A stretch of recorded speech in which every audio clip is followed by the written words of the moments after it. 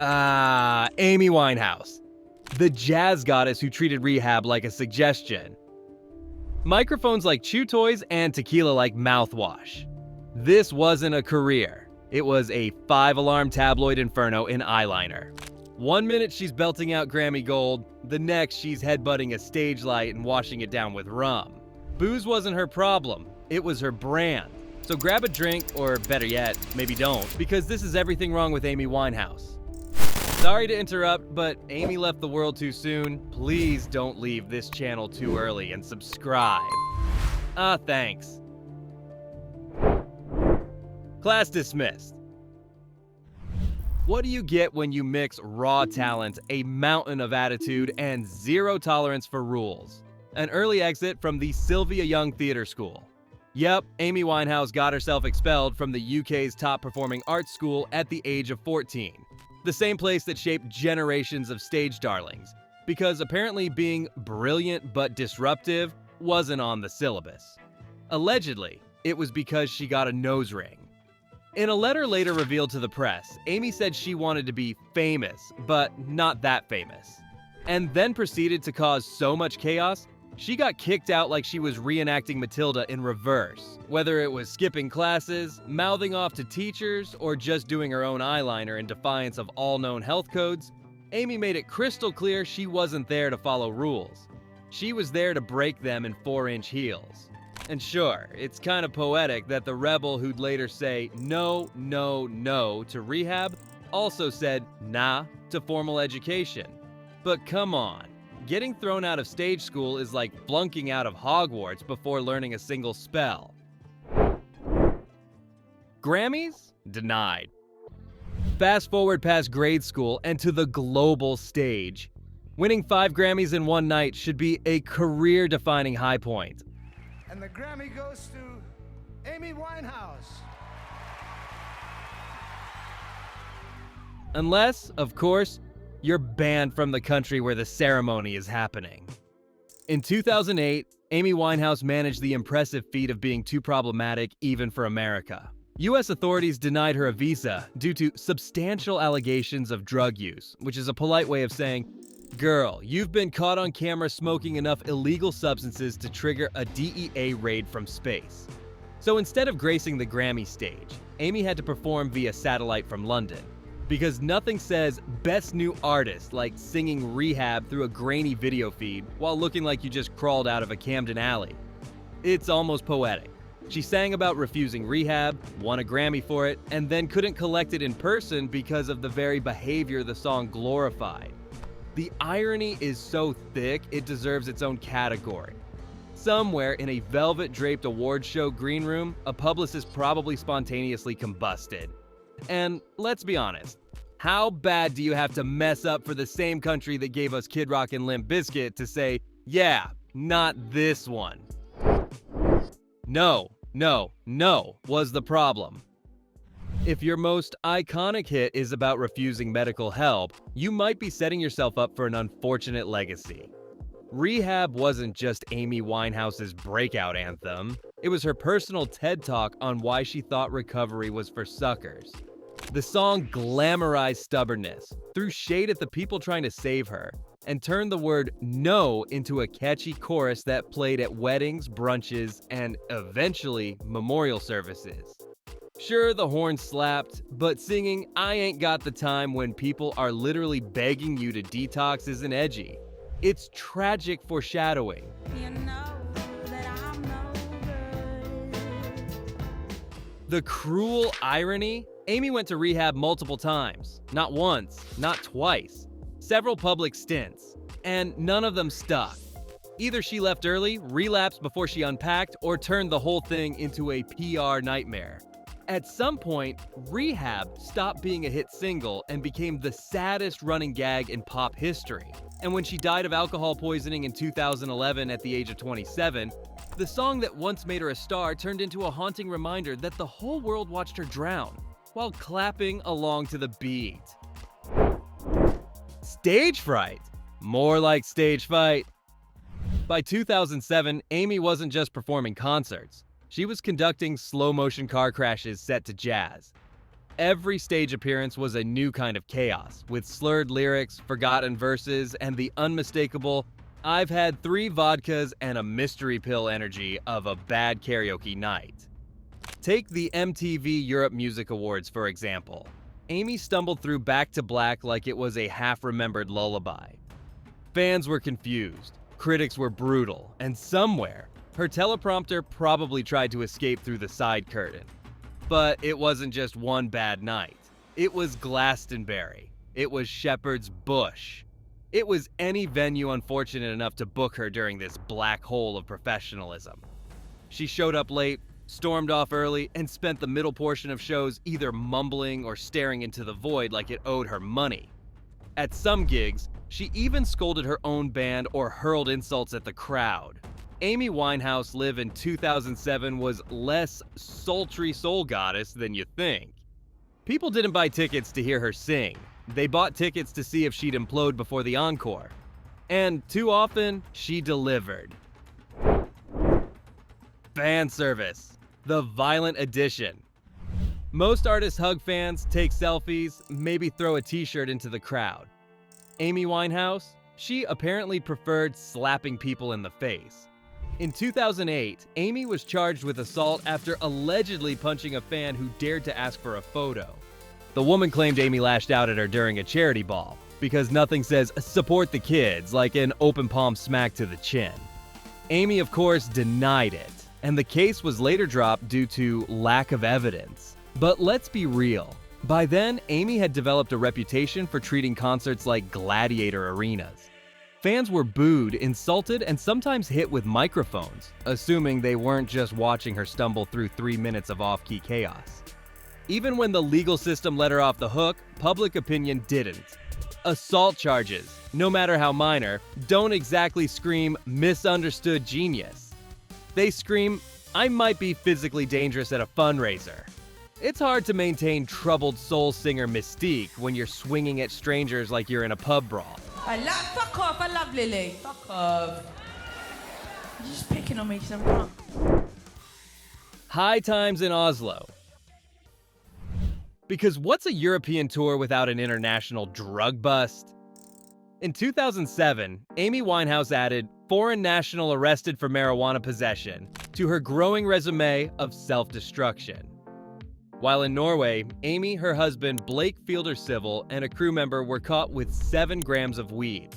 That's right, less than half an ounce of mellow greenery managed to land her in a Scandinavian police station, where she was promptly fined €500.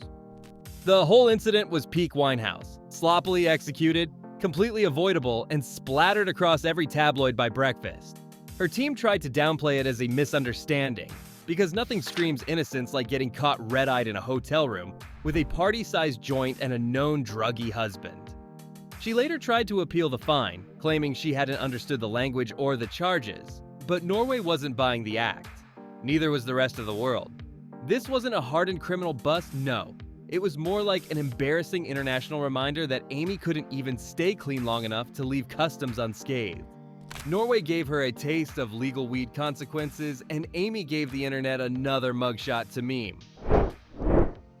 Blake or bust, literally. Amy Winehouse had 99 problems, and roughly 82 of them were named Blake. In 2007, she canceled her entire UK tour, a full career resetting tour, because her husband, Blake Fielder Civil, got himself tossed in jail for perverting the course of justice after a bar brawl. Translation: her man beat someone up, then tried to bribe the victim, and Amy was so emotionally attached, she couldn't sing without him in the front row looking like a Guy Ritchie villain with a nicotine addiction.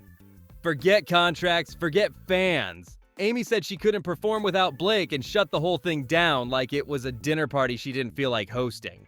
No refunds, no explanations, just vibes and chaos. Her management cited health issues, but let's be honest, those issues were less tonsillitis and more can't stop crying into a cocktail. Instead of using this tour to get her act together, Amy chose to turn the stage into a shrine to a toxic jailbird romance. And somehow, this only made the public more obsessed. A canceled tour? Sure. But at least we got to hear her yell, "I'd die for Blake," into the void of 1,000 disappointed fans. The final performance. There are bad concerts, and then there's Belgrade 2011. Amy Winehouse's last live performance wasn't just a train wreck. It was the kind of slow-motion disaster that makes you want to look away, but your morbid curiosity wins. Dazed, drunk, allegedly, and barely able to form full sentences, Amy wandered the stage like she forgot what planet she was on.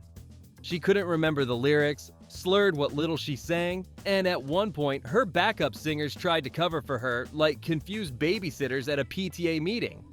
The Serbian crowd, expecting a comeback, instead got an incoherent mess.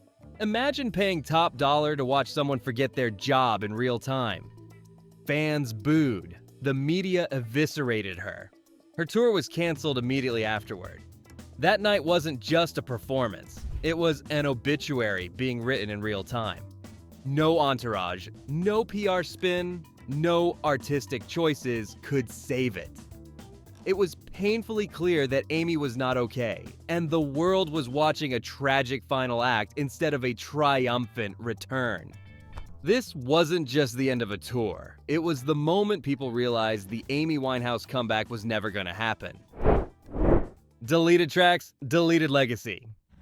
Here's a music industry nightmare for you. Amy Winehouse dies, and instead of releasing her unfinished tracks for grieving fans, Island Records deletes them. As in 15 songs for her third album, gone forever. Poof. Into the digital abyss. Supposedly, it was to prevent posthumous releases that might tarnish her legacy. Because yes, nothing says respectful preservation of artistry, like wiping the hard drive clean like it owed you money. Fans were furious. Critics were baffled. This was the woman who made a career out of raw, messy emotional imperfection. Her greatest album was born from pain and chaos, but now her final work was deemed too messy to be heard? What did they expect? An auto-tuned EDM banger about sobriety. This was Amy. Unpolished brilliance was kind of her thing.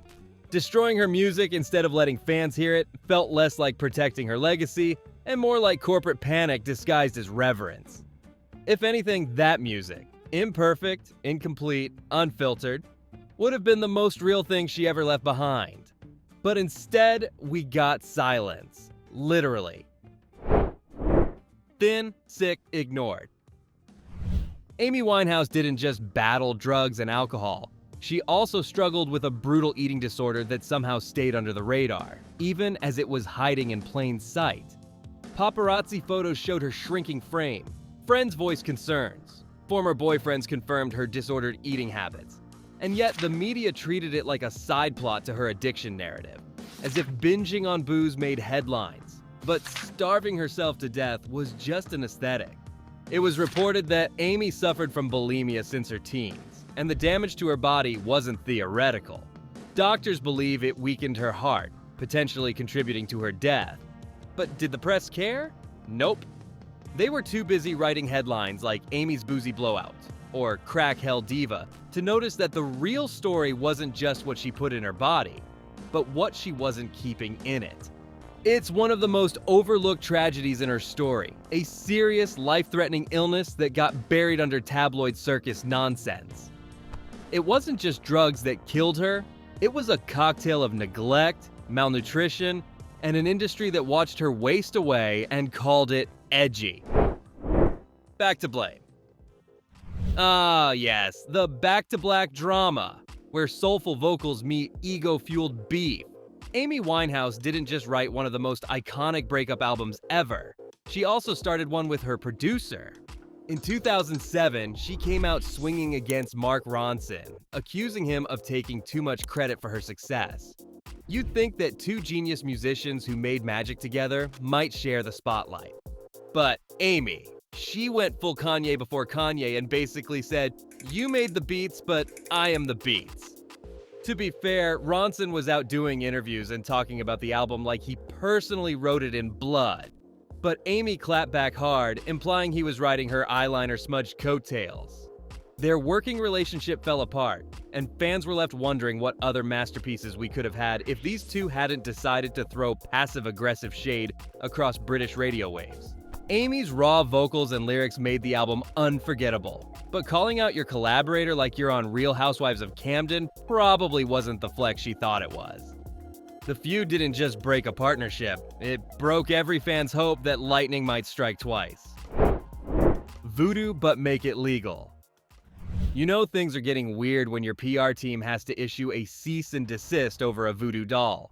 In 2008, a novelty company decided to capitalize on Amy Winehouse's increasingly tragic reputation by releasing a doll in her likeness, complete with beehive hair and presumably a tiny fake bottle of Jack Daniels.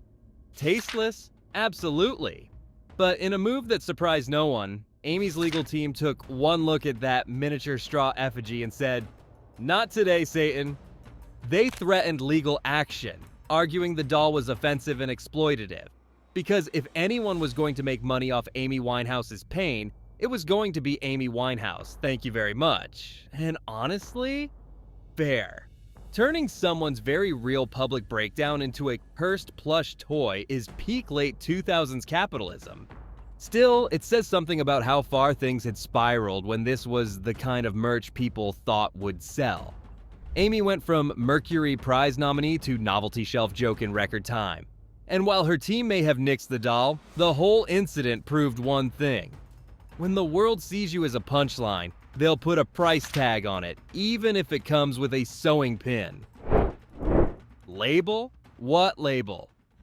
Every superstar eventually gets the vanity label treatment, because nothing says, "I've made it," like starting your own record company.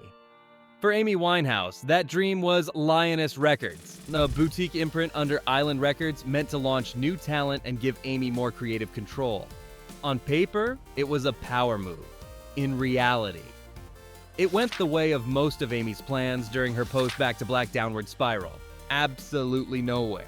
The deal fell apart in 2009 after Amy failed to deliver any new music. Her personal life was, once again, a tornado of chaos, legal drama, and "is she okay?" headlines. Island Records couldn't get a single coherent album out of her, let alone a functioning label. It's hard to run a business when you can't show up for studio time without a bottle of vodka and 3 canceled gigs in your wake. Lioness Records technically released a few things posthumously, but while Amy was alive, the label existed more as a sad symbol of what could have been, a chance to evolve from tortured artist into industry mogul. Instead, it became yet another unrealized project buried under addiction and burnout. Winehouse on Wine, a TV oops. There's Buzz, there's Tipsy, and then there's whatever Amy Winehouse was during her 2006 appearance on the Charlotte Church Show. Supposed to be a lighthearted chat with 2 musicians trading banter, it turned into a squirm-worthy mess of slurred words, awkward silences, and zero filter. Amy stumbled through her lines like someone who had just discovered vowels mid-sentence. And while Charlotte tried her best to keep things on track, the vibe was less late-night fun and more, should we be calling someone? At one point, Amy referred to Charlotte as stupid, which definitely added to the yikes factor. But worse than the jabs was just the general sense that something wasn't right. The audience laughed nervously, the crew probably sweated bullets, and the tabloids had a field day. And Amy? She once again became the punchline in a moment that could have showcased her charm and humor. Instead of proving she could hang with the Brits' best, she proved that putting a live mic in front of her was a gamble worthy of Las Vegas. Professionalism? Please. She made unprofessionalism look like an art form. St. Lucia? Rehab. But make it rum. Ah, yes, the healing getaway that turned into a tropical train wreck. In 2009, Amy Winehouse escaped to the Caribbean island of St. Lucia for what was supposed to be a peaceful recovery period. Beaches, detox, soul-searching. What did she give us instead? Slurred performances, tequila-fueled benders, mid-song collapses, and enough paparazzi shots of her drunkenly arguing with hotel staff to start a tabloid flipbook. She was meant to be writing her 3rd album. Instead, she spent more time arguing with waiters than with lyrics. The locals tried to be welcoming, but even paradise has its limits when you're singing out of key while clutching a cocktail at 2 p.m. And yes, she did manage to perform at the St. Lucia Jazz Festival, just long enough for the skies to open up in a torrential downpour, which honestly felt symbolic at that point. Her management called it a working vacation, but let's be honest, this was less about recovery and more about rebooting Spring Breakers, but with more eyeliner and legal liability. The only thing that got a fresh start in St. Lucia was the local economy, on the back of Amy's bar tab. Live from nowhere. Amy Winehouse was supposed to make her grand US late-night debut on Saturday Night Live, but there was just one problem. You can't get on the show if the government won't let you in. Scheduled to perform in 2008, Amy was ultimately dropped due to concerns over her very public drug use.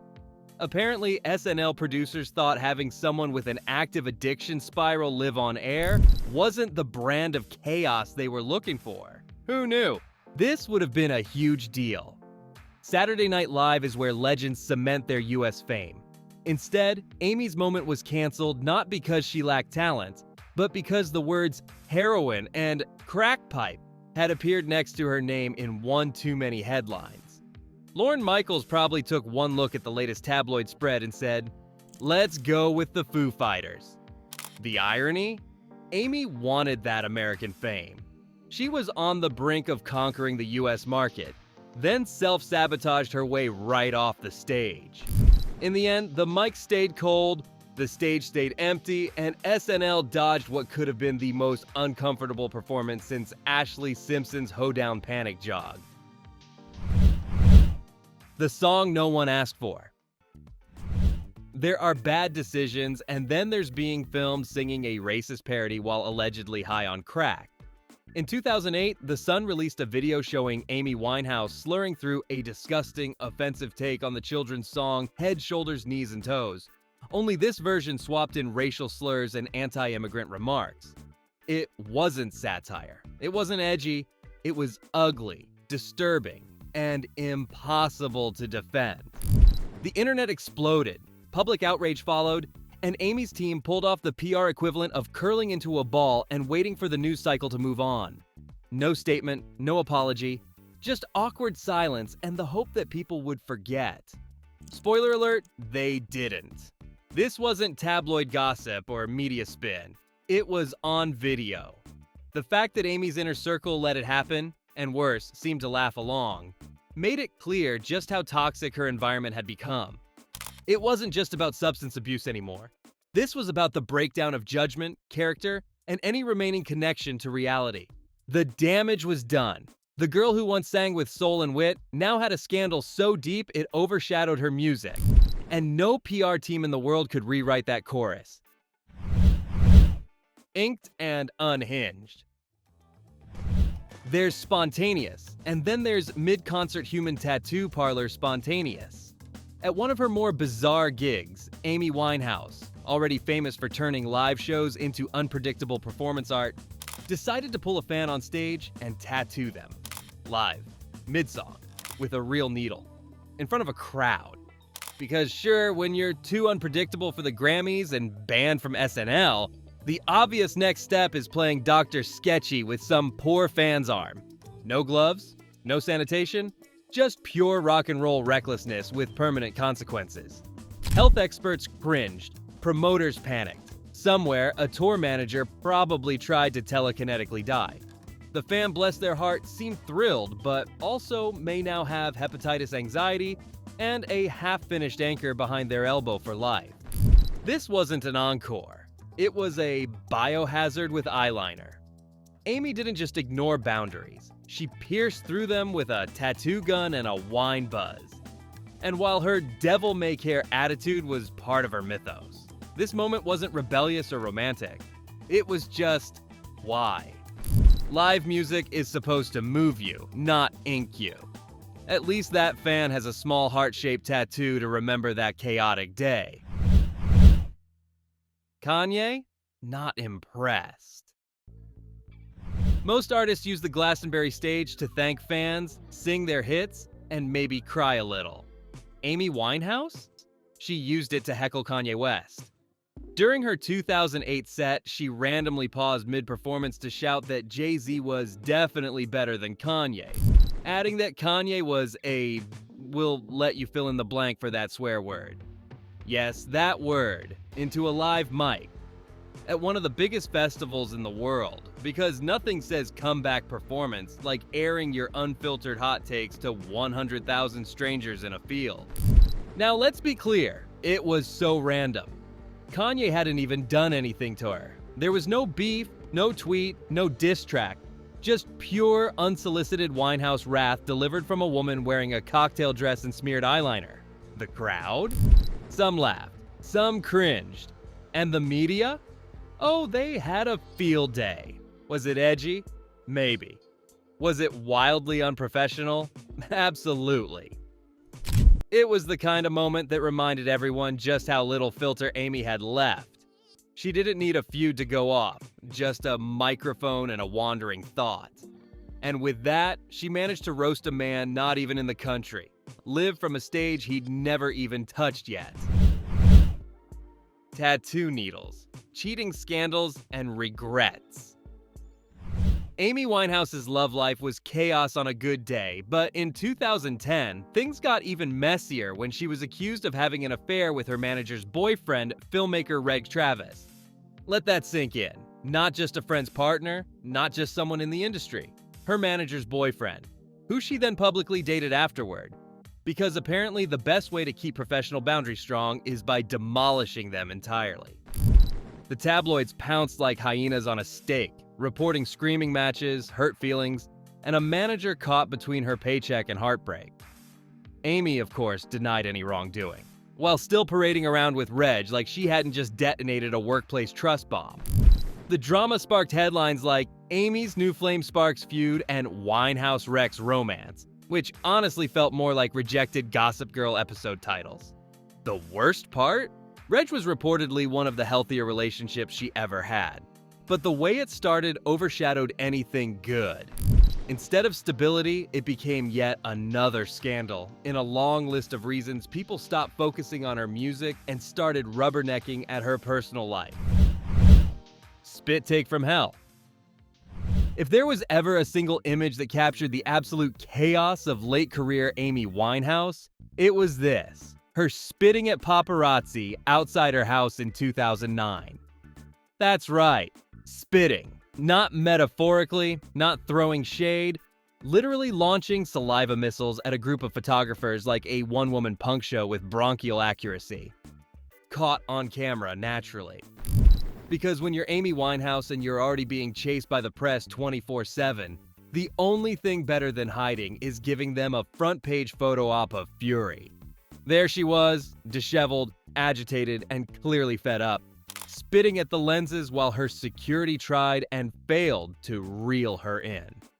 Health experts were horrified, fans were stunned, and the tabloids? They practically threw a parade.